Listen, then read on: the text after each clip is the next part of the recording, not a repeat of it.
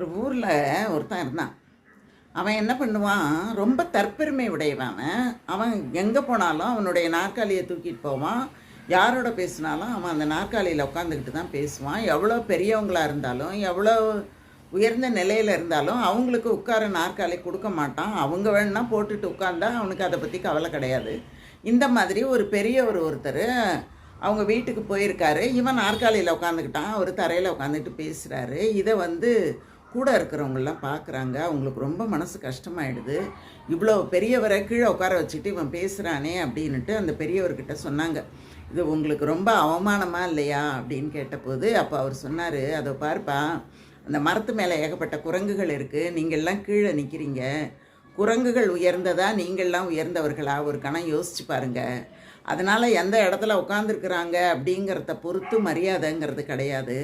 அவங்க எப்படிப்பட்ட பண்புள்ளவர்கள் அப்படிங்கிறத பொறுத்து தான் மரியாதைன்னு சொன்னாராம்.